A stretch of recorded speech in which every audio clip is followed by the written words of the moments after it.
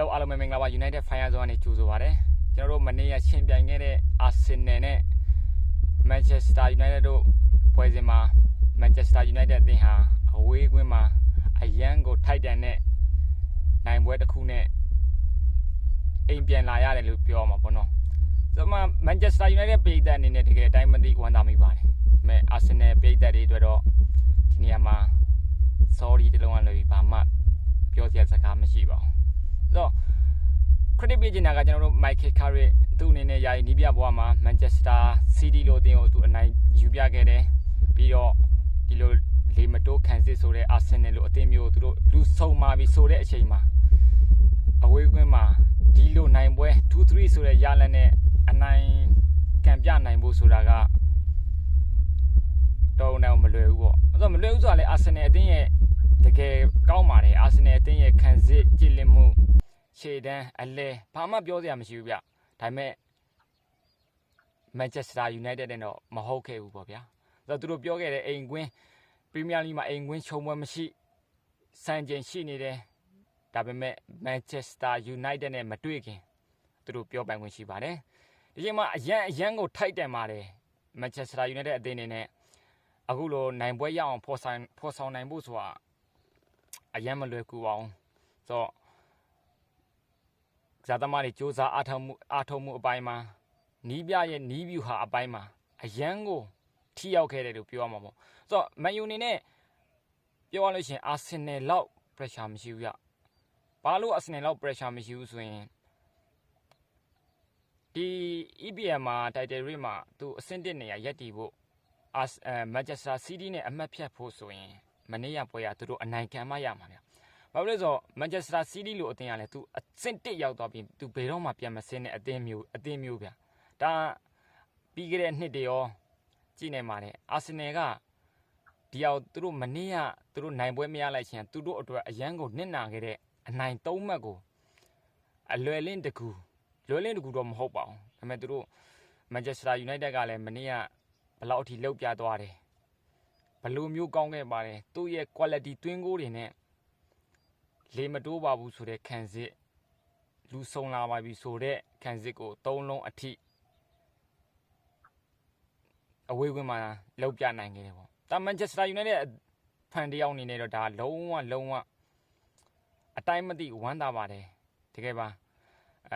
အဝေးကွင်းမှာတွားရောက်ရှင်ပြန်ရတယ်Arsenal ရဲ့ပြည်သက်တွေရှေ့မှာရှင်ပြန်ရတယ်ပြီးတော့ EPL မှာအဝေးကွင်းအိမ်ကွင်းရှုံးပွဲမရှိစံချိန်တင်ထားတဲ့အသင်းကိုရှင်ပြန်ရတယ်ဆိုတော့လွယ်တော့မလွယ်ဘူးဗျဒါပေမဲ့လည်း Michael Carrick ရဲ့နီးဗျူဟာကကျွန်တော်တို့ပြည်သက်တွေကိုလုံးဝအားသင့်သွားစေမယ့်နိုင်ပွဲတစ်ပွဲကိုသူဖော်ဆောင်လာပေးခဲ့တယ်အဲ့တို့ကြောင့်ဘလို့ပဲဖြစ်နေပါစေ Manchester United က Arsenal ကို 2-3 ဆိုတဲ့ရလနဲ့မနေ့ကပွဲပြီးသွားခဲ့တယ်ပေါ့အဲ့ချိန်မှာပြည်သက်ဒါပေမဲ့ကျွန်တော်တို့မစော်ကားကြမှာဘူး Arsenal အသင်းကိုမစော်ကားဘူးဒါပေမဲ့ပွဲမကန်ခင်မှာကျွန်တော်တို့ Arsenal ဖန်တွေပြောကြတယ်လေတိုက်ကြတယ်မင်းတို့ကအိမ်ကွင်းမှာမလွယ်ဘူးပြီးတော့နောက်တစ်ချက်ကဘာပြောလဲငါတို့လေမတိုးခံစစ်ချန်ပီယံလိမှာရှုံးပွဲမရှိတာတဲ့သူတို့ရဲ့အသင်းကောင်းလာပါပြီဆိုတဲ့ခံစစ်အဲ့လိုသူတို့ပြောနေကြတဲ့အဲ့ခံစစ်ကို 2-3 ဆိုတဲ့ရလနဲ့အနိုင်ယူပြခဲ့တယ်အိမ်ကွင်းမှာသူတို့ဘာမှမလုပ်ပြနိုင်ခဲ့ဘူးပေါ့ဒါကိုပြောကြတယ်ဘလို့လဲမခွာရရဲ့လက်ထိဘောမပေးတာပြီးတော့ဂျိုကူရဲ့လက်ထိဘောကနေဂိုးရသွားတာဒါတွေက